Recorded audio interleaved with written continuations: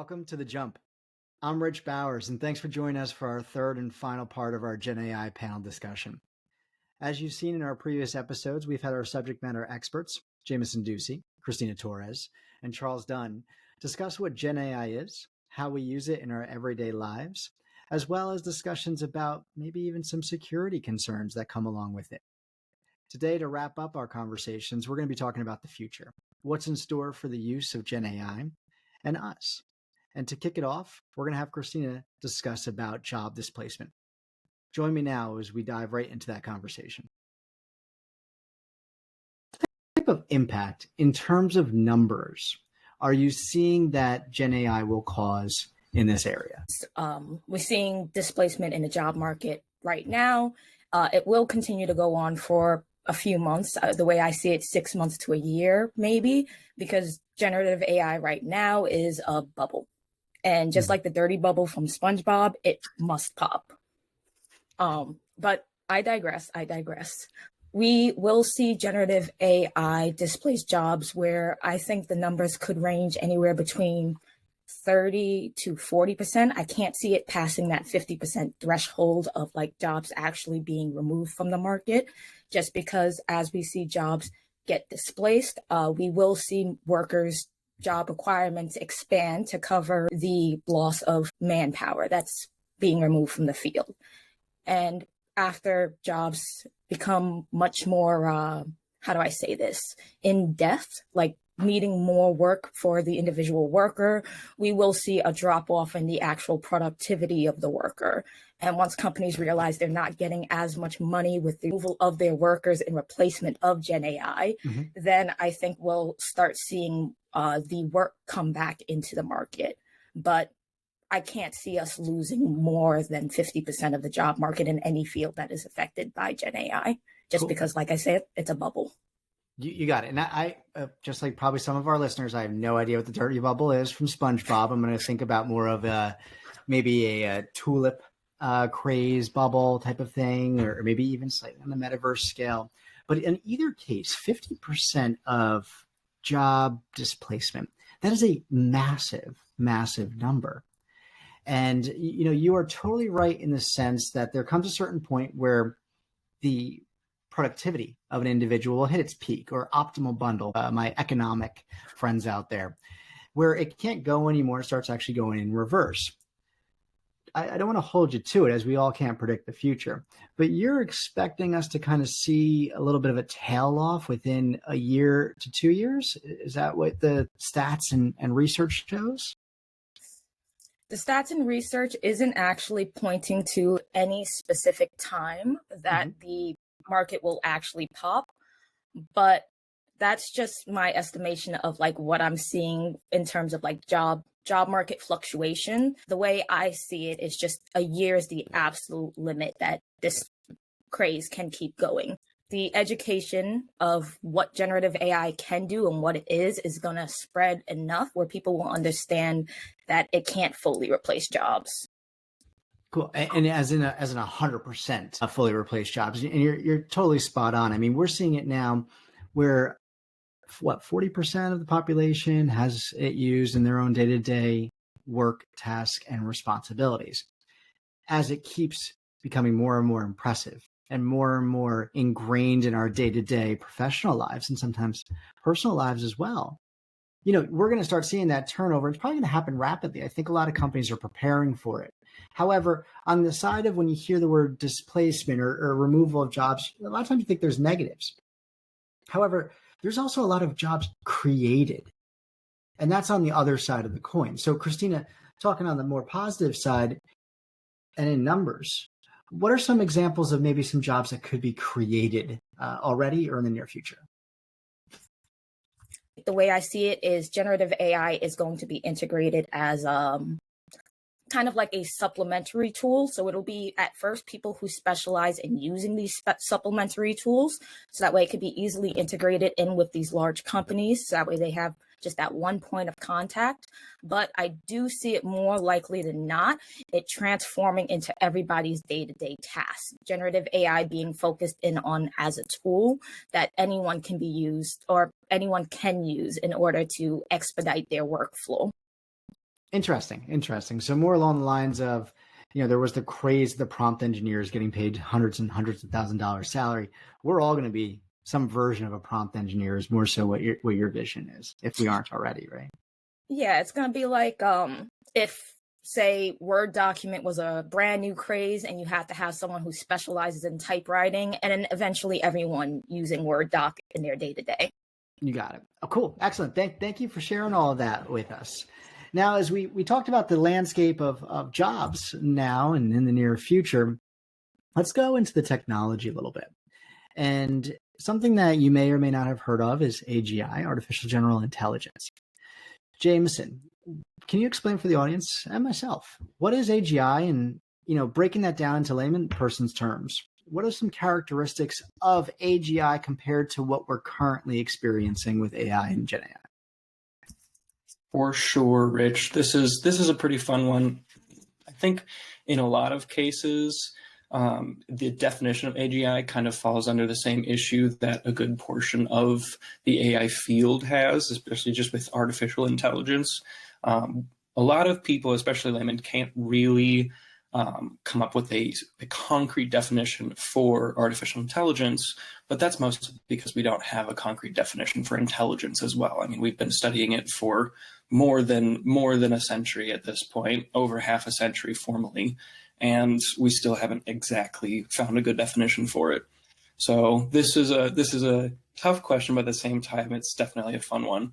The way that I would define AGI, first I would say there are two different fields or subfields of AI. There is narrow AI, which can do a particular task and do it very well in some cases, but can really only stick to doing that one particular task with a very specific set of labeled data. And that's narrow AI. And being able to generalize that and turn that into what we would call general AI or artificial general intelligence, it's a larger undertaking than a lot of people think, I would say.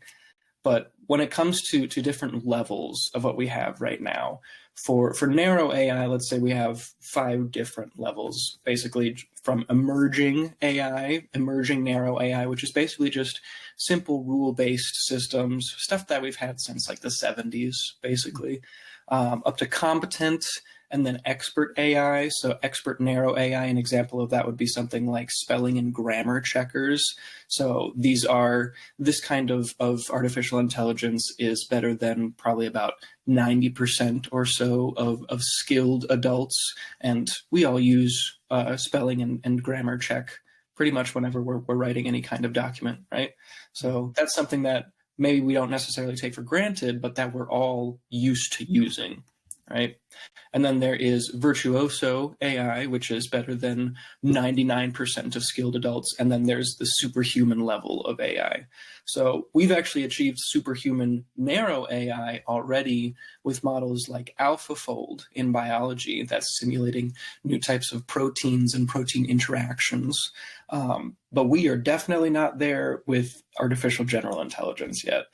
I would say we're still kind of in the phase of emerging artificial general intelligence. The large language models that we see today are probably part of that particular category. And again, just a heads up, that is the first level in 5 levels.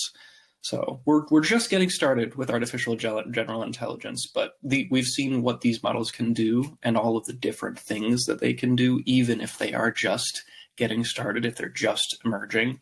So I'm pretty excited for what's going to be happening in the future.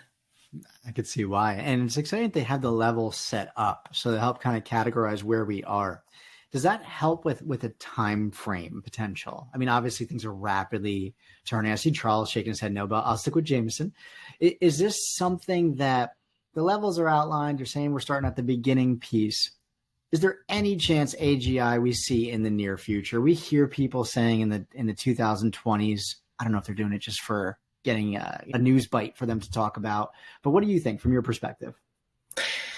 I'd say that's while we have definitions, while we have papers worth of definitions at this point laying out what AGI is, a lot of those papers from what I've seen are basically saying this is kind of a graded process, right? Where we have emerging AGI right now with ChatGPT and the other LLMs, a lot of that isn't necessarily considered artificial general intelligence in the way that we consider it as a whole. OpenAI's whole goal is to create AGI, right? To achieve AGI. And that implies that there's like a single point where they basically can say, we've done it, which isn't really the case, it seems. Like what I've said previously with, we have emerging AGI, but that point where we're just like, good job, we've done it, we've achieved AGI. I don't think that's something that's really going to happen. I think it's going to be a slower process where we see increasingly efficient functionality come from these large language models, and maybe we'll find new model architectures that can do better problem solving, for example, because that's still a pretty big issue that we have. These LLMs can't do their own problem solving very well at all.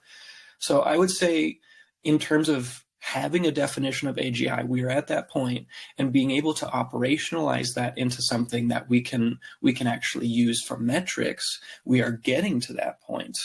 But when it comes to saying, hey, we have AGI now, it has been achieved, in terms of a time frame, I say this is going to be a process that really, again, has only just started.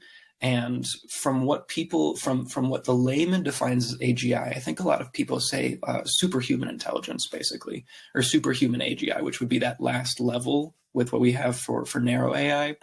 I don't think we're going to be achieving that for a while, most likely. My main argument for that is just because humans are also consistently evolving and improving, especially in terms of society. Maybe not biologically, but in terms of society, we're always getting better. And this is going to help us do that and maybe put us into a new paradigm, which allows us to do new things too. So being able to compare the machines that we make with ourselves, that's always going to be kind of a changing thing, a changing metric. And I see humans as being ahead of machines pretty much throughout that entire process. But that might just be my opinion. While I have you, I know we're getting short on time already. I want to get Charles in here with his inputs for the next topic. But when you're talking about just kind of playing around here, let's say that we do achieve AGI. Is that a situation, going back to Christina's topic of job displacement, that there's a situation where then it does impact 100% of jobs?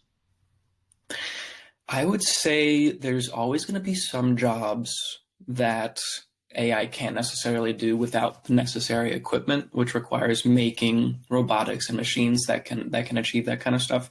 But when it comes to, let's say, like expert level, like an AGI that is smarter than 90% of humans on pretty much every kind of knowledge, that would definitely be an issue for sure in terms of not just job displacement, but just mass societal change in general. And that is definitely something that I'm personally am worried about. As I get older, I know that my brain's going to crystallize a little bit more, and learning new technology is going to become more and more difficult. And as that happens, our technology is going to change faster and faster.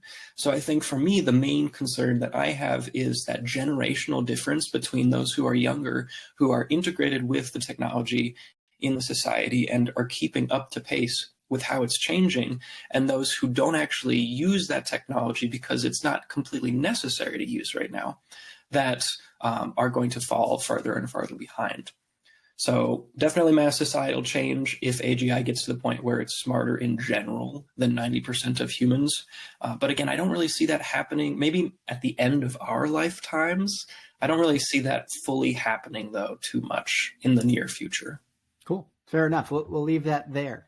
Thank you. Great inputs and kind of projecting what could happen, and then obviously a realistic point of view as well. So thank you. Charles, wrapping us up and wrapping our series up here, we've chatted about a handful of concerns. Even our last ones, we talked about security and protection of your data. Let's end the series on a positive note. What benefits can we expect to see more and more from GenAI in the upcoming months and years? So let's think about what what, this AI, generative AI revolution has given us so far. We have productivity tools that help engineers and developers apply their skills, or rather augment their skills and reduce a lot of the boilerplate. We have chatbots that can answer frequently asked questions. And we have, just a lot of these kinds of just process improvement kind of tools. So one thing that one thing that I've been following is, what is the development in the scientific fields? What is in the kind of design engineering rather than the kind of on the ground process engineering that we in this business find ourselves working with? And the field of computational engineering is very interesting, where rather than designing and this is a lot of physical components rather than programming tools. So these kinds of physical components that can be put into a model and optimized based on parameters that are too broad for any one human or any team of humans to account for simultaneously. So if you look at some of these like liquid transfer devices, rocket engines that these models have put out, they look very strange to our traditional understanding of how physical components should work, but they are optimized for parameters that so far engineers have not been able to account for. Another place to look, medicine. It is going to be like these kinds of this model-based medical developments are going to be incredible. I can't even think. Well, that's kind of the idea, isn't it? I'm not even going to be able to think of the kinds of medical innovations that are going to come out of these latest AI tools. That's a phenomenal breakdown, I got to say, because I think when we're thinking of GenAI right now, it's exactly what you said. Okay, this thing's helping me craft some words, right? I'm getting a little bit more productivity and efficiency in terms of just my day-to-day on the smaller data aspects that we're doing. But in these other industries, these are life-changing. These are exploratory type of capabilities, right? Yeah, because as Jamison mentioned, these the kind of the ChatGPTs, the Geminis, they're still domain specific, the domain of language. So and if you try and think outside of the domain of language, there's a lot of really good work that is continuing to be done and has been done by people who are kind of not in the same space that we've been focusing on in this series even. Phenomenal. And team, if this works for you, this is an outstanding spot to end our series, because that's where we want the listeners to think. As you have all this data, hopefully we covered the foundation of understanding of AI and GenAI. And now it's taking that knowledge and thinking about what's next, what's coming, how to embrace it, how to be collaborative in any industry, and keep an eye out on the news for all the different rapid and accelerated advancements. So cool. So with that being said, Jamison Ducey, Charles Dunn, Christina Torres, thank you for your time and dedication to this. I'm sure we'll have you back on again. I'm Rich Bowers for The Jump. Take care, everybody. Thank you. Bye. Bye. Bye.